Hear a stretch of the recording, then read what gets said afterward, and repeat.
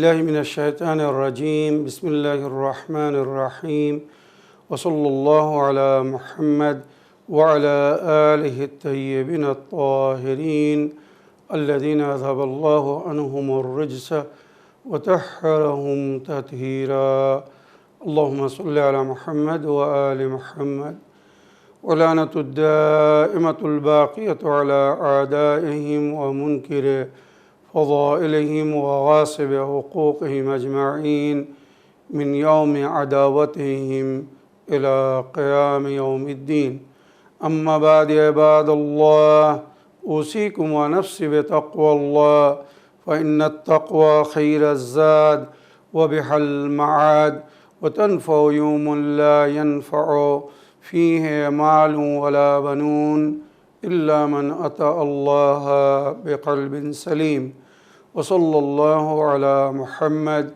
وعلى آله الطيبين الطاهرين اللهم صل على محمد وآل محمد وعجل فرجهم ولعنة الدائمة الباقية على أعدائهم ومنكر فضائلهم وغاصب حقوقهم أجمعين من يوم عداوتهم إلى قيام يوم الدين أما بعد عباد الله أوصيكم ونفسي بتقوى الله فإن التقوى خير الزاد وبها المعاد وتنفع يوم لا ينفع فيه مال ولا بنون إلا من أتى الله بقلب سليم وصلى الله على محمد وعلى آله الطيبين الطاهرين اللهم صل على محمد وآل محمد وعجل فرجهم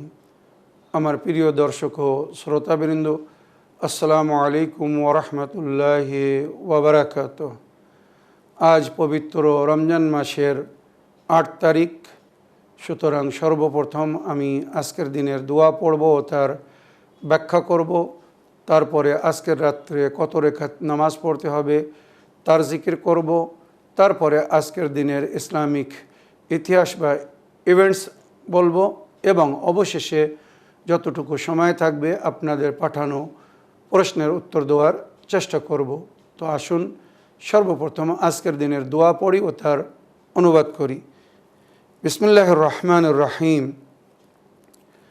اللهم ارزقني فيه رحمة الأيتام وإطعام الطعام وإفشاء السلام وصحبة الكرام بطولك يا ملجأ العاملين اللهم صل على محمد وآل محمد وعجل فرجهم হে আমার প্রতিপালক আল্লাহ রব্বুল আলামিন আমাকে তৌফিক দান করুন আজ আমি যেন অনাথ বা এতিমদের উপরে রহম করতে পারি এতিমদের সঙ্গে সুন্দর ব্যবহার করতে পারি এতিমদের সঙ্গে সহানুভূতি জানাতে পারি এতিমের সঙ্গে সৎ ব্যবহার এতিমের সঙ্গে ভালো ব্যবহার করা নবীর হাদিস আনা ওয়া কাফিলুল ইয়াতিম সাওয়াউন ফিল জান্নাহ আমি এবং এক এতিমের কেফালত করনেওয়ালা মানে লালন পালনকারী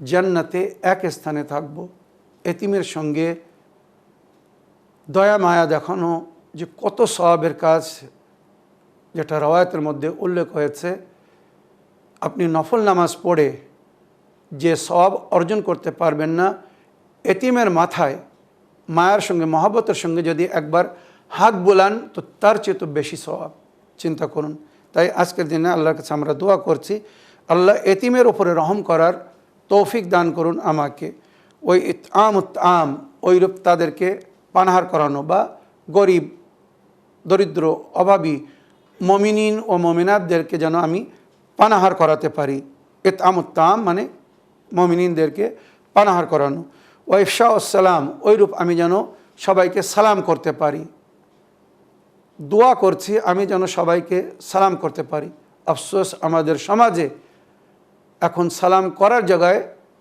সবাই সালাম নেওয়ার অপেক্ষা করছে আমি কেন আগে সালাম করব আমি কেন ছোট হব ও আগে সালাম করবে, তারপরে আমি উত্তর দেব। আবার অনেকে আছে এত অহংকার ধন দৌলতের কারণে যে গরিব সালাম করলে তার সালামের উত্তরও দেয় না।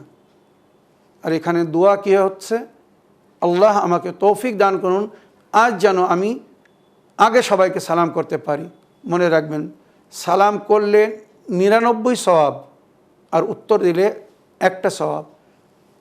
যদি উত্তর দেয় ওই একটা সওয়াব পাবে, আর উত্তর না দিলে সে 99টি গুনার মোর্তাকিব হবে, পাপ হবে যদি উত্তর না দেয়।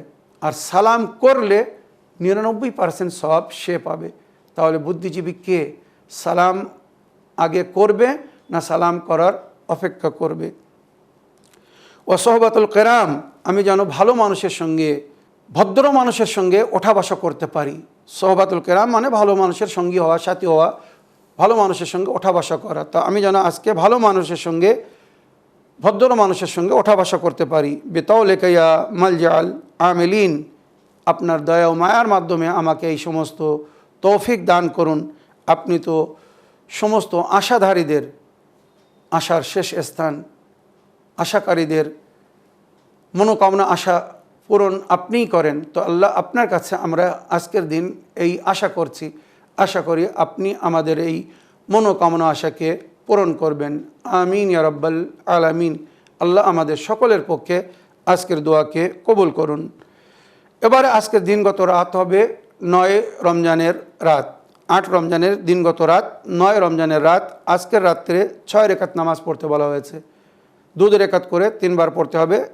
6 রেকাত নামাজ নিয়াত হবে আমি 9 রমজানের রাত্রের 2 রেকাত নামাজ পড়িতেছি কুরবাতান ইলাল্লাহ। মনে রাখবেন, 2 রেকাত করে 6 রেকাত নামাজ, আর প্রতি রেকাতে সূরা আল-হামদ 1 বার আর 7 বার আয়াতুল কুরসি পড়তে বলা হয়েছে। প্রতি রেকাতে সূরা আল-হামদ 1 বার আর 7 বার আয়াতুল কুরসি। কেউ যদি আয়াতুল কুরসি না পড়তে পারে বা মুখস্থ না থাকে, দেখে পড়তে পারে। দেখো যদি না পড়তে পারে তো আয়াতুল কুরসির জায়গায় 7 বার সূরা কুল হুয়াল্লাহু আহাদ পড়তে পারে। ইনশাআল্লাহ আল্লাহ রাব্বুল আলামিন তার উপাসনা বা ইবাদতকে কবুল করবেন।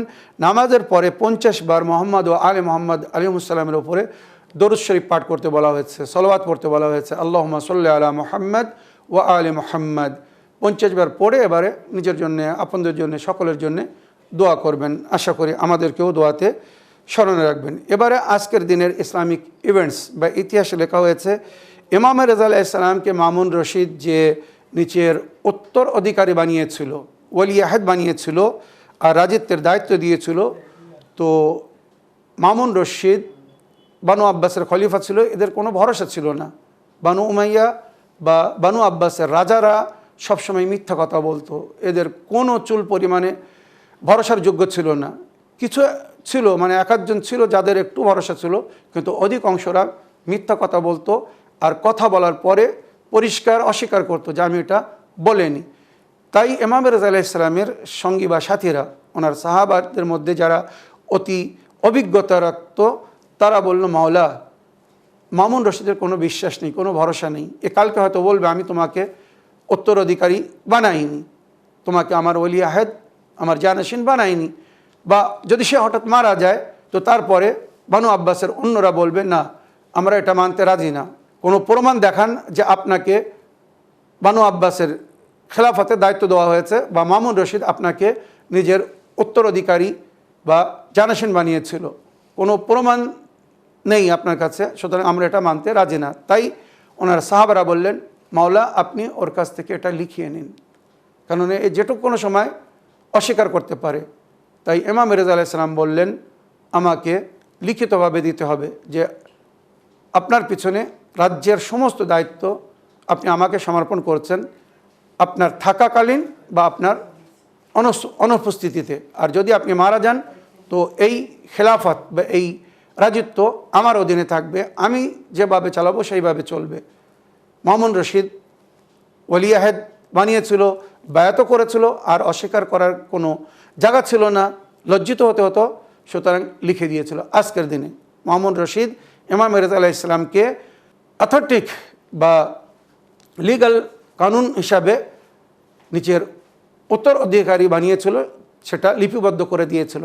পরে বানু আব্বাসের, মানে যারা যুবকরা ছিল বা কাবিলার যারা সর্দারে ছিল তারা এসে বলল, আপনি কি ভুল করলেন, মানে মামুনকে এসে বলছে আপনি কি ভুল করলেন, এভাবে তো রাজিত্ব বানু আব্বাসের থেকে আহলে বায়তের দিকে চলে যাবে, যেটা আজ পর্যন্ত হয়নি বা হতে দিইনি আমরা। আপনি এত সহজে রাজিত্ব তাকে দিয়ে দিলেন, এটা ঠিক করেননি। আপনি হয় ওই লেখা ফিরিয়ে নিন, আর নইলে এর কোনো বিকল্প ব্যবস্থা করুন। মামুন রশিদ তখন তাদের কাছে জিজ্ঞাসা করল, এর বিকল্প ব্যবস্থা কি? তখন তারা বলল, এর বিকল্প একটাই ব্যবস্থা, আপনার জীবনে যদি তাকে আপনি রাস্তা থেকে সরিয়ে দিতে পারেন তো আপনাকে ওই লেখা ফিরেও নিতে হবে না বা কোনো অন্য কিছু করতে হবে না। সুতরাং ষড়যন্ত্র করে ইমামকে বিষ দিয়ে মামুন রশিদ নিজের জীবনেই মেরে ফেলেছিল, যাতে তারপরে এই রাজিত্বের দায়িত্ব আহলে বায়তের দিকে না যায়, এই রাজিত্ব, এই খেলাফত বা এই যে বাদশাহ তারা পেয়েছিল এটা যেন বানু আব্বাসের মধ্যে চলতে থাকে। তো আজকের দিনে ইমাম রেজা আলাইহিস সালাম ওটা লিপিবদ্ধ করে নিয়েছিলেন নিজের নামে, কিন্তু দুঃখের বিষয় জালিম বা দুষ্কর্মী পাপীরা ইমাম রেজা আলাইহিস সালামকে বেঁচে থাকতে দিইনি, যে পরে পুরো খেলাফত বা এই ইসলামিক স্ট্যাটাস আহলে বায়তের বংশে চলে যাবে বলে। এছাড়া আজকের দিনে 2 হিজরিতে নবী করিম সাল্লাল্লাহু আলাইহি সাল্লাম মদিনা থেকে গজওয়ায়ে বদরুল কুবরার জন্য প্রস্থান করেছিলেন। 17ই রমজান বদরের যুদ্ধ হয়, তো দ্বিতীয় রমজানের রাত্রে নাকি নবী করিম সাল্লাল্লাহু আলাইহি সাল্লাম নিজের সাহাবাদেরকে নিয়ে ওই যুদ্ধের জন্যে মদিনা থেকে বদরের জন্য প্রস্থান করেছিলেন, বা রাস্তায় এজিদের বাপ দাদাদেরকে ধরার জন্যে, ঘেরাও করার জন্য প্রস্থান করেছিলেন। এটা ছিল 2 হিজরিতে রমজান মাসের 8 তারিখে। আর এক সপ্তাহ পরে মনে করুন 17 রমজান বদরের যুদ্ধ হয়। এটা ছিল ইসলামিক ইতিহাস আজকের দিনের। এবারে আমি আপনাদের পাঠানো প্রশ্নের উত্তর দিতে চাই, দেখি কোথা থেকে কে কী প্রশ্ন করছেন বা কে কী জানতে চাচ্ছেন। আসসালামু আলাইকুম ওয়া রাহমাতুল্লাহি ওয়া বারাকাতুহু। মাওলানা সাহেব, আমি মুর্শিদাবাদ থেকে বলছি। মাওলানা সাহেব, আমার প্রশ্ন, আপনি এই প্রশ্ন উত্তর দিচ্ছেন, তার প্রতি আমল করে আমরা অনেক অনেক উপকৃত হচ্ছি। আপনাকে সালাম, আপনি দোয়া করবেন। আপনার জন্য আমি নামাজে আপনার জন্য দোয়া করি, সেজদাতে দোয়া করি, আপনি ভালো থাকবেন। আপনার জন্য দোয়া আমাদের সবসময় আছে। আমার প্রশ্ন হচ্ছে, আমার 2 বছরের কোলে শিশু ছেলে বাচ্চা আছে, ওর বয়স হচ্ছে 2 বছর 2 একদিন ধরেন যে হয়ে গেছে। তো কোরআনে তো বলেছে যে বাচ্চার বয়স 2 বছর হওয়ার সাথে সাথে দুধ ছাড়িয়ে দিতে হবে। তো আমি কোরআনের অনুযায়ী আমি কিন্তু ছাড়াচ্ছি। তো আমার বাড়ির পরিবারে অনেকেই আমাকে এটা নিষেধ করছে যে না, ছেলে কষ্ট পাবে, তো ছাড়াতে হবে না, আরও কিছুদিন খাওয়াতে হবে। তো আমি কোরআনের অনুযায়ী মানে চলবো না এদের কথা অনুযায়ী চলবো? এরা বলছে ছাড়াতে হবে না এখনো। তো একটু বুঝিয়ে বলবেন, কারণ এটা নিয়ে আমি প্রশ্নের মধ্যে থেকে আছি। কারণ এটাই আপনার কাছে আমি বিস্তারিত জানতে চাই, কারণ এটা ইসলাম ইন বাংলাতে বলবেন, বললে একটু উপকৃত হতাম। ভালো থাকবেন, সুস্থ থাকবেন। খোদা হাফিজ, ফি আমানিল্লাহ, জাযাকাল্লাহু খাইরান ফিদ দুনিয়া ওয়াল আখিরাহ। ভালো থাকবেন, রোজার মাসে আপনি ভালো থাকবেন, সুস্থ থাকবেন। আপনার পরিবারের জন্য দোয়া করব, আপনার পরিবার নিয়ে সুস্থ থাকবেন, আল্লাহর রহমতে সুস্থ থাকবেন। আসসালামু আলাইকুম ওয়া রাহমাতুল্লাহি ওয়া বারাকাতুহু। ওয়ালাইকুম আসসালাম ওয়া রাহমাতুল্লাহি ওয়া বারাকাতুহু। আমার প্রিয় বোন, আপনার ভয়েসমেলের জন্য আপনাকে ধন্যবাদ জানাই। আমার জন্যে, আমাদেরকে দুয়ায় স্মরণে রাখার জন্যে অনেক অনেক কৃতজ্ঞ জ্ঞাপন করি। আল্লাহ রাব্বুল আলামিন আপনাকে দীর্ঘজীবী করুন, নেক হায়াত ও হেদায়েত দান করুন, আপনার পরিবারে সমস্ত প্রকারের সুখ শান্তি দান করুন, বালা ও মুসিবতের থেকে রক্ষা করুন। আমার প্রিয় বোন, আল্লাহর হুকুমের আগে অন্য কারোর হুকুম মানা যাবে না। যে স্বামী এত সম্মান দান করা হয়েছে, আল্লাহর পরে যদি অন্য কারোর জন্য সেজদা করা জায়েজ হতো, তো নবীর হাদিস, আল্লাহ সমস্ত স্ত্রীকে বলতো তার স্বামীর আগে নতশির হওয়ার জন্যে, সেজদা করার জন্যে। চিন্তা করুন, স্বামীকে এত সম্মান দান করা হয়েছে, স্বামীর সমস্ত হুকুম স্ত্রীকে মেনে চলতে হবে। কিন্তু স্বামী যদি আল্লাহ বিরোধী, আল্লাহর হুকুম বিরোধী কোনো হুকুম দেয় তো স্বামীর কথা মানা যাবে না। পরিষ্কার, স্বামী আল্লাহর চেয়ে তো বড় নন, বা আত্মীয় স্বজনরা, স্বামীর পরিবার হোক, যেই হোক না কেন, আল্লাহর হুকুমের বিরুদ্ধে যদি কেউ হুকুম দেয় তা তার হুকুম মানা যাবে না।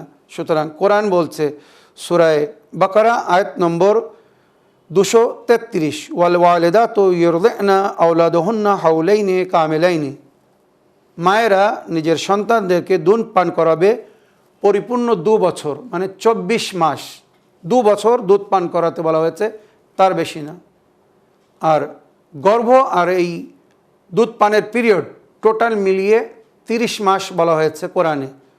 অনেক সময় অনেক বাচ্চারা 6 মাসেও জন্মগ্রহণ করে, অধিক বাচ্চারা 9 মাস নইলে 10 মাসে গিয়ে, কোনো অসুবিধা নেই, এটা স্বাভাবিক বা নর্মাল। কিন্তু অনেক সময় কিছু কিছু বাচ্চারা 6 মাসেও জন্মগ্রহণ করে, তার আগে জন্মগ্রহণ করলে কিন্তু বাচ্চা বেঁচে থাকে না, কমসে কম 6 মাস হতে হবে। তাই কোরআনে বলা হয়েছে যে কমসে কম, মানে বাচ্চার বয়স মায়ের গর্ভে 6 মাস হবে, আর গর্ভ থেকে জন্ম নেওয়ার পরে সে 2 বছর, মানে হাওলাইনি কামিলাইন 24 মাস দুধ পান করবে। এই হচ্ছে শরীয়তের হুকুম। এর বিরুদ্ধে যদি কেউ বলে তো আপনি মানতে পারবেন না। আশা করি আপনার প্রশ্নের আপনি উত্তর পেয়েছেন। আগের প্রশ্ন নিই, দেখি কোথা থেকে কে কি বলতে চাচ্ছেন বা কে কি জানতে চাচ্ছেন। সালামু আলাইকুম, আমি মিজানুর রহমান মল্লিক, উত্তর দক্ষিণ 24 পরগনা থেকে। আশা করছি মানুষরা ভালো আছেন এবং দোয়া রইল আল্লাহ সর্বদা আপনাকে ভালো রাখুক, সুস্থ রাখুক, তার হেফাজতে রাখুক এবং দীর্ঘ আয়ু দান করুক, নেক হায়াত দান করুক। এই বলে আজকে ইসলামিন বাংলায় আমার প্রশ্ন যে তাগুত কাকে বলে বা তাগুতি শাসন ব্যবস্থা কি, এবং একজন সাধারণ মুসলিমের সঙ্গে তাগুতের কেমন সম্পর্ক থাকা উচিত সে সম্পর্কে আপনি আমাকে জানাবেন। ভালো থাকুন, সুস্থ থাকুন। সালামু আলাইকুম, জাযাকাল্লাহু খাইরান ফিদ দুনিয়া ওয়াল আখিরাহ। ওয়ালাইকুম আসসালাম রহমতুল্লাহি ওবরাকাতুহ। আমার প্রিয় ভাই মিজানুর রহমান সাহেব, আপনার ভয়েসমেলের জন্য আপনাকে অসংখ্য ধন্যবাদ জানাই। আপনি তাগুতের সম্পর্কে জানতে চেয়েছেন, তাগুত কারা, আর এদের সঙ্গে সহযোগিতা করা যাবে কি না, এদের অধীনে থাকা যাবে কি না, বা এদের বিরুদ্ধে যদি যেতে হয় তো কিভাবে যেতে হবে। তো এ বিষয়ে আমি কোরআনের আয়াত পড়ে উত্তর দিতে চাই। আয়াতুল কুরসির শেষ অংশে যেটা উল্লেখ হয়েছে, সূরা বাকারা আয়াত নম্বর 257, সূরা বাকারা আয়াত নম্বর 257, আল্লাহু ওয়ালিউল্লাযিনা আমানু ইখরিজুহুম মিনাজ-যুলুমাতি ইলান-নূর। আল্লাহ যাদের ওয়ালি, অভিভাবক, আল্লাহ কি করে, আল্লাহ যাদেরকে ভালোবাসে, যারা ঈমান এনেছে, আল্লাহর প্রতি বিশ্বাস রেখেছে, আল্লাহকে নিজের ওয়ালি বা অভিভাবক বানিয়েছে, আল্লাহ এদেরকে অন্ধকার থেকে আলোর দিকে নিয়ে আসে বা নিয়ে এসেছে। আল্লাহ ওয়ালিউল্লাযিনা আমানু ইখরিজুহুম মিনাজ-যুলুমাতি ইলান-নূর, যারা আল্লাহর প্রতি ঈমান এনেছে, নেক কাজ করেছে, আল্লাহ এদেরকে অন্ধকার থেকে হেদায়েতের পথে আলোর দিকে নিয়ে এসেছেন। ওয়াল্লাযিনা কাফারু, কিন্তু যারা অস্বীকার করেছে, আল্লাহর হুকুমকে অমান্য করেছে, তাগুত মানে আল্লাহ বিরোধী, মনে রাখবেন। ওয়াল্লাযিনা কাফারু, যারা কুফর করেছে, আল্লাহর হুকুমকে অস্বীকার করেছে, আল্লাহকে অস্বীকার করেছে, আল্লাহকে মানেনি, আউলিয়াহুমুত তাগুত, এদের অভিভাবক তাগুত। মনে রাখবেন, যারা আল্লাহ বিরোধী তাদের ওলি, গার্জিয়ান বা অভিভাবক হচ্ছে তাগুত। এবারে তাগুত কি করে, ইখরিজুনাহুম মিনান নূর ইলা যুলুমাত, আল্লাহ এক আর তাগুত অনেক। তো আল্লাহ বলছেন আউলিয়াহুমুত তাগুত, যারা আল্লাহকে অস্বীকার করে, আল্লাহর হুকুমকে মানে না, এদের অভিভাবক, এদের গার্জিয়ান, এদের সরপরস্ত হচ্ছে তাগুত। তাগুত কি করে, ইখরিজুনাহুম মিনান নূর ইলা যুলুমাত, তাগুত এদেরকে নূর থেকে অন্ধকারের দিকে নিয়ে যায়, হেদায়েত থেকে গুমরাহির দিকে, বা আলো থেকে, উজালা থেকে অন্ধকারের দিকে নিয়ে যায় বা নিয়ে গেছে। উলাইকা আসহাবুন নার হুম ফিহা খালিদুন, যারা তাগুতের অন্তর্ভুক্ত হবে, তাগুতকে অভিভাবক বানাবে, আর এই তাগুত যাদেরকে উজালা থেকে অন্ধকার, হেদায়েত থেকে গুমরাহির দিকে নিয়ে যাবে, উলাইকা আসহাবুন নার, এরাই হচ্ছে জাহান্নামবাসী, জাহান্নামী, হুম ফিহা খালিদুন, আর সেখানেই চিরস্থায়ী থাকবে। ক্লিয়ার, পরিষ্কার। এর তো হয়তো কিছু বলার প্রয়োজন নেই, কোরআনের আয়াত পড়ে শোনালাম যে তাগুত তাদেরকে বলা হচ্ছে যারা আল্লাহ বিরোধী, আল্লাহর দুশমন। তো যারা তাগুতের কথা শুনবে তারা হেদায়েত বা উজালা থেকে অন্ধকারের দিকে চলে যাবে, পথভ্রষ্ট হয়ে যাবে, আর এদের ঠিকানা জাহান্নাম হবে। আর বর্তমান এখন আল্লাহর নেক ওলি আউলিয়ারা যেখানে রাজত্ব করছে, সেই যে দেশের হোক, এখানে আমি নাম নেব না, বুদ্ধিজীবীর জন্য ইশারা যথেষ্ট। আল্লাহর নেক বান্দারা, আল্লাহর ওলি আউলিয়ারা আল্লাহর পথের দিকে আমন্ত্রণ জানাচ্ছে, নেক পথের দিকে আমন্ত্রণ জানাচ্ছে, অন্ধকার থেকে উজালায় আসতে বলছেন, গুমরাহি থেকে হেদায়েতের দিকে আমন্ত্রণ জানাচ্ছেন, সৎ কাজে সহযোগিতা করতে বলছেন। কিন্তু যারা তাগুত, আল্লাহর দুশমন, তারা এই আল্লাহর নেক বান্দাদের বিরুদ্ধে দাঁড়িয়েছে আর সহযোগিতা চাচ্ছে। তো যারা শয়তানের পথের প্রতীক, যারা তাগুতের মান্যওয়ালা, তাগুতের সাথ দিচ্ছে। তাগুত যেভাবে আমাদেরকে আমন্ত্রণ জানাচ্ছে, নিজেদের দিকে ডাকছে, আমাদেরকে পরিপূর্ণভাবে সেটা বাইকাট করতে হবে, কোনো সাড়া দিলে হবে না। আর ওই তাগুতের সহকর্মী দেশ যারা, বা তাগুতদের দেশের সমস্ত প্রোডাক্ট উৎপাদনকে বাইকাট করতে হবে। কোনোভাবে তাগুতকে সহযোগিতা দিলে হবে না, সাপোর্ট করলে হবে না, সমর্থন দিলে হবে না। তাহলেই আমরা আল্লাহর বন্ধু হতে পারবো, আল্লাহর ওলি আউলিয়াদের অন্তর্ভুক্ত হতে পারবো, আর আমাদের ঠিকানা হবে জান্নাত। আল্লাহ আমাদেরকে অন্ধকার থেকে উজালায় বা নরক থেকে জান্নাতে নিয়ে যাবেন, বা গুমরাহি থেকে হেদায়েতের দিকে নিয়ে যাবেন। আমার প্রিয় ভাই, আশা করি আপনার প্রশ্নের আপনি উত্তর পেয়েছেন। আগের প্রশ্ন নিয়ে দেখি কোথা থেকে কে কি জানতে চাচ্ছেন। আসসালামু আলাইকুম, আমি হাওড়ার সুমাতলা থেকে সিদ্দিকা বলছি। মানান সাহেব, আশা করছি আপনি ভালো আছেন, সুস্থ আছেন। ভালো থাকুন, সুস্থ থাকুন। আল্লাহ আপনাকে সবসময় ভালো রাখুক, নেক হায়াত ও হেদায়েত দান করুন। আর আপনার মা অসুস্থ, আপনার মা যেন তাড়াতাড়ি সুস্থ হয়ে যায়। আল্লাহর কাছে এই দোয়া করি, আপনার মাকে যেন আল্লাহ রব্বুল আলামিন খুব তাড়াতাড়ি সুস্থতা দান করে। আর আপনার পরিবার পরিজনকেও যেন ভালো রাখে, সুস্থ রাখে। আল্লাহ রব্বুল আলামিনের কাছে এই দোয়া করি। মানান সাহেব, আমি আজকে জানতে চাই যে মহানবী সাল্লাল্লাহু আলাইহি ওয়াসাল্লাম উনি যে শেষ ভাষণ দিয়েছিলেন আরাফাত পর্বতের পাদদেশে দাঁড়িয়ে মুসলমানদের উদ্দেশ্যে, সেই ভাষণে উনি কি বলেছিলেন এটা একটু বলবেন। প্রশ্নটা ইসলামী বাংলায় দিলাম। আর আপনি ভালো থাকবেন, সুস্থ থাকবেন, আপনার মা যেন খুব তাড়াতাড়ি ভালো হয়ে যায়, এই দোয়া করি আল্লাহর কাছে। আপনার পরিবারের সকলে যেন ভালো থাকে, সুস্থ থাকে। আসসালামু আলাইকুম ওয়া রাহমাতুল্লাহি ওয়া বারাকাতুহু। ওয়ালাইকুম আসসালাম রহমতুল্লাহি ওয়া বারাকাতুহু। আমার প্রিয় বোন, আপনার ভয়েসমেলের জন্য এবং আমাকে বা আমার মাকে, আমার পরিবারকে দোয়ায় স্মরণ রাখার জন্য অসংখ্য ধন্যবাদ জানাই এবং অন্তর থেকে কৃতজ্ঞ জ্ঞাপন করি। আমার প্রিয় বোন, আপনি জানতে চেয়েছেন নবী করিম সাল্লাল্লাহু আলাইহি সাল্লাম বিদায় হজে, শেষ হজ যে উনি করেছিলেন নিজের জীবনের, সেই হজের সময় আরাফাতের ময়দানে উনি কি খুতবা দিয়েছিলেন। তো এর আগেও আমি অনেকবার উল্লেখ করেছি, নবী করিম সাল্লাল্লাহু আলাইহি সাল্লাম যখন শেষ হজের জন্যে যাচ্ছিলেন, তো আল্লাহর তরফ থেকে আগেই ওনার উপরে কিছু অবতীর্ণ করা হয়েছিল। নবী করিম সাল্লাল্লাহু আলাইহি সাল্লামকে বলা হয়েছিল, ইয়া আইয়ুর রাসূল বাল্লিগ মা উনজিলা ইলাইকা মির রাব্বিক, হে আমার রসুল, আপনি সেই পায়গামকে পৌঁছে দিন যেটা আল্লাহর তরফ থেকে আপনার উপরে অবতীর্ণ করা হয়েছে। এর আগে জিবরাইল আমিন এসে নবী করিম সাল্লাল্লাহু আলাইহি সাল্লামকে বলেছিলেন, আল্লাহর নবী, এবারে আপনার ফিরে আসার সময় খুব নিকটে এসে গেছে, অতি শীঘ্র আল্লাহর তরফ থেকে আপনাকে ডাক হবে, আল্লাহ আপনাকে নিজের দরবারে ফিরিয়ে দিতে চায়। তবে তার আগে আপনি আপনার দায়িত্ব পূরণ করুন। আপনার নবুয়ত শেষ হয়ে যাবে, এরপরে আর কেউ নবী হবে না, আর আপনার দিন শেষ দিন, ইসলাম শেষ দিন, শেষ ধর্ম, এরপরে আর কোনো দিন বা ধর্ম হবে না। কিয়ামত পর্যন্ত আপনার দিন চলবে, আপনার শরীয়ত চলবে। সুতরাং আপনার দিন এবং আপনার শরীয়তকে বাঁচিয়ে রাখার, টিকিয়ে রাখার জন্যে কাউকে দায়িত্ব দিতে হবে। আপনার পরে কিয়ামত পর্যন্ত তারা যেন আপনার দিনের রক্ষা করে, আপনার শরীয়তের হেফাজত করে, আর ওইভাবে যেন শরীয়তকে পরিচালনা করে যেভাবে আপনি ছেড়ে যাচ্ছেন। আল্লাহর হুকুমে যে শরীয়তকে আপনি শিখিয়েছেন, তালিম দিয়েছেন, এই শরীয়ত যেন কিয়ামত পর্যন্ত বাকি থাকে। তখন আল্লাহর তরফ থেকে জিবরাইল আমিন বললেন, আপনি আপনার পরে হযরত আলী আলাইহিস সালামের ওলায়াতের ঘোষণা করে দিন, যে আপনার পরে আপনার উম্মতের অভিভাবক হযরত আলী।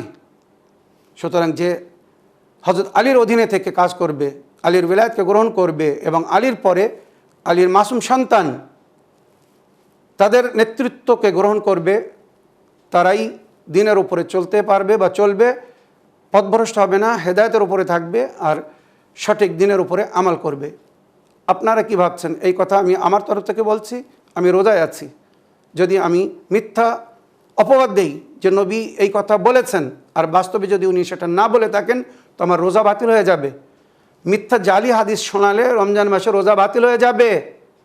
আমি একজন মুমিন, এক রোজাদার, সুতরাং সূত্র সমেত এখানে আমি বলতে চাই, নবী করিম সাল্লাল্লাহু আলাইহি ওয়াসাল্লাম বলেছিলেন, আমি মুসলমানদের বই থেকে সূত্র দিয়ে বলছি, ফাকাদ রাওয়া আল হাফিজ আবু নাঈম আল আসফাহানি ফি কিতাবিহি হিলিয়াতুল আউলিয়া বিসনাদি আন ইবনে আব্বাস রাদিয়াল্লাহু তাআলা আনহু।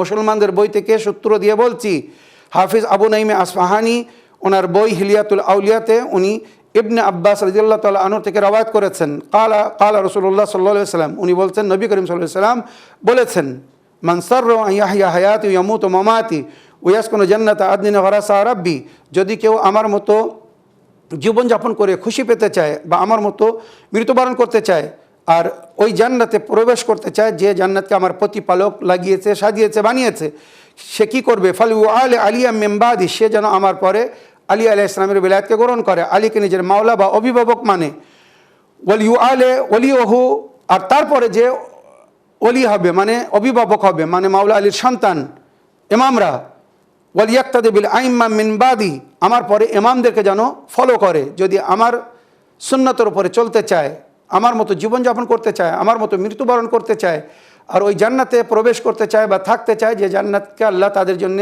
বানিয়েছে, সাজিয়েছে, সে আলীকে নিজের অভিভাবক মানবে, ইমামদেরকে ফলো করবে, আলীর পরে বা আমার পরে আমি যাদেরকে ইমাম বানিয়ে যাচ্ছি এদেরকে ফলো করবে, এদেরকে মেনে চলবে।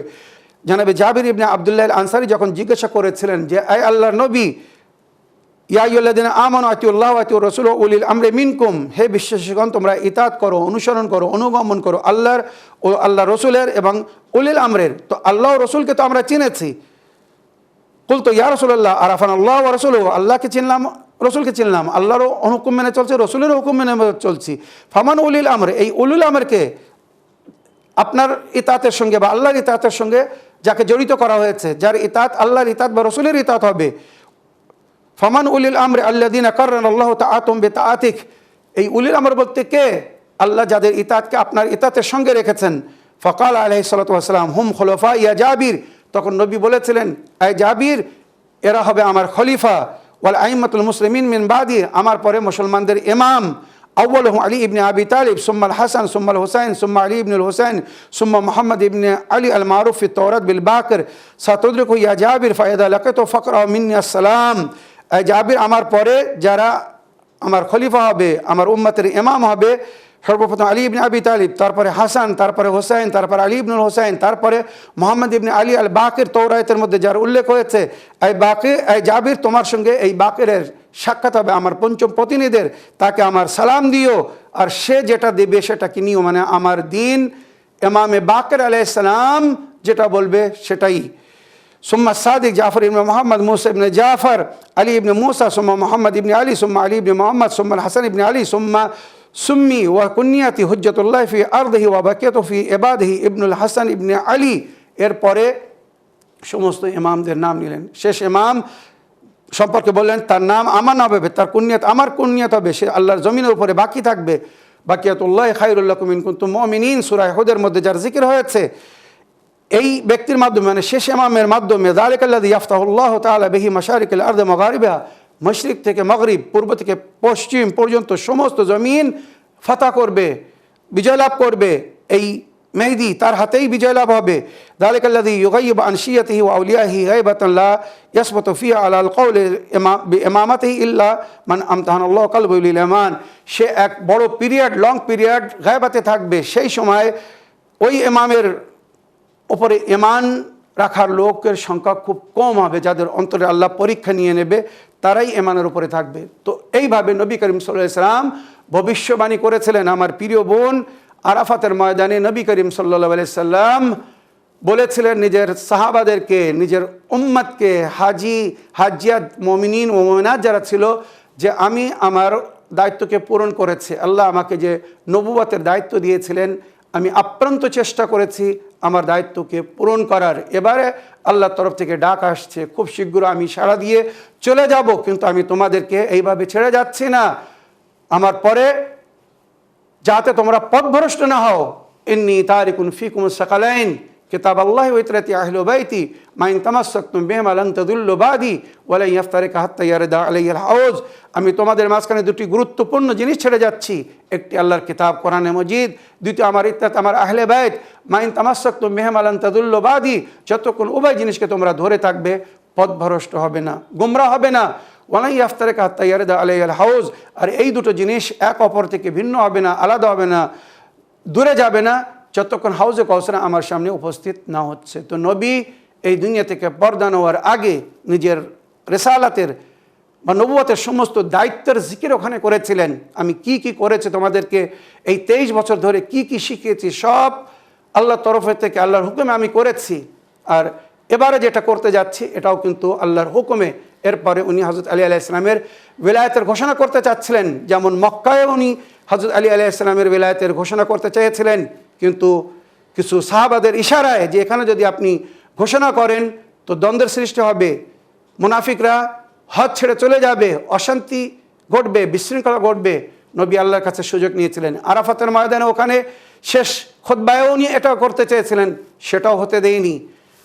মিনার ময়দানে ওটা করতে চেয়েছিলেন, তাও হতে দেয়নি। বিস্তারিত ঘটনা বহুবার শুনিয়েছি। শেষে যখন গাদির খুমের ময়দানে পৌঁছেছিলেন, যেখান থেকে হাজিদের রাস্তা ভিন্ন হয়ে যায়, যা সে নিজের দেশের দিকে যায়, যখন ওখানে পৌঁছেছেন তখন আল্লাহর তরফ থেকে চূড়ান্ত সিদ্ধান্ত আসলো, ইয়া ইয়া রাসূল বাল্লিগ মা উনজিলা ইলাইকা মির রাব্বিক ওয়া ইল্লাম তাফাল ফামা বাল্লাগতা রিসালাতাহ। আমার নবী, এবারে যদি সেই পয়গাম পৌঁছে না দেন তো আপনার রিসালাত শেষ, আপনি রিসালাতের কোনো কাজ করেননি। কেননা কিয়ামত পর্যন্ত আপনার দিন যে বাকি থাকবে বা আপনার দিন যেভাবে আপনি ছেড়ে যাচ্ছেন তার রক্ষা কে করবে? সুতরাং তার ব্যবস্থা করুন, আলীর বেলায়েত বা আলীর খেলাফতের ঘোষণা করুন। তাই নবী গাদির খুমের ময়দানে সমস্ত হাজিদেরকে জমা করে 1,24,000 হাজিরা ছিল, 1,00,000 হাজিরা, 25,000 হাজিরা ছিল। তার সামনে নবী বলেছিলেন, আলাস্তু বিকুম আউলা মিন আনফুসিকুম, আমি তোমাদের নফসের উপরে তোমাদের চেয়ে তো বেশি কি অধিকার রাখি না? আমি কি তোমাদের মাওলা না, অভিভাবক না? কালু বালা, সবাই একসঙ্গে বললো, অবশ্যই নবী। ইয়া রাসূলুল্লাহ, আপনি আমাদের অভিভাবক, আমাদের জান মালের মালিক, আমাদের জানের উপরে, আমাদের জীবনের উপরে আপনার অধিকার আমাদের নিজের চেয়ে তো অনেক বেশি। তখন নবী বলেছিলেন, মান কুনতু মাওলাহু ফাহাদা আলিউন মাওলা, মনে রেখো আজ পর্যন্ত আমি তোমাদের মধ্যে যাদের মাওলা ছিলাম, অভিভাবক ছিলাম, জান মালের মালিক ছিলাম, আজ থেকে আলী তাদের জান মালের মালিক, তাদের অভিভাবক, তাদের মাওলা। সুতরাং যারা আলীকে মেনে চলবে, আলীর অধীনে চলবে, এদের আমাল আল্লাহ কবুল করবে। আর যদি আলীকে ছেড়ে দেয় তো তার আমাল কবুল হবে না। আল্লাহুম্মা ওয়ালেমান ওয়ালা, শেষে নবী দোয়া করেছিলেন, আল্লাহুম্মা ওয়ালেমান ওয়ালা ওয়া আদামান আদা ওয়ানসুর মান নাসারা ওয়াখযুল মান খাদালা। যে আলীকে ভালোবাসবে আল্লাহ, তুমি তাকে ভালোবাসো। যে আলীর মদত করবে, তুমি তার মদত করো। যে আলীকে লজ্জিত করার চেষ্টা করবে, আল্লাহ তুমি তাকে লজ্জিত করো।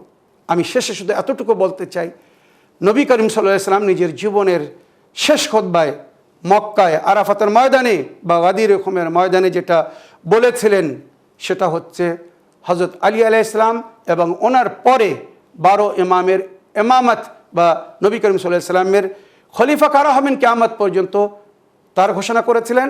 আর নিজের উম্মতের হেদায়েতের জন্যে ব্যবস্থা করেছিলেন। কোরআন এবং আহলে বায়াতকে নিজের উম্মতের হেদায়েতের জরিয়া বা কানুন করেছিলেন। এই বিষয়ে নবী বিস্তারিত খুতবা দিয়েছিলেন। আশা করি আপনি বুঝতে পেরেছেন বা আমার সমস্ত দর্শকবৃন্দরাও বুঝতে পেরেছেন। এই বলে আমার আজকের বক্তব্য এখানে শেষ করলাম। ওয়া আখিরু দাওয়ানা আলহামদুলিল্লাহি রাব্বিল আলামিন। ওয়াসসালামু আলাইকুম ওয়া রাহমাতুল্লাহি ওয়া বারাকাতুহু।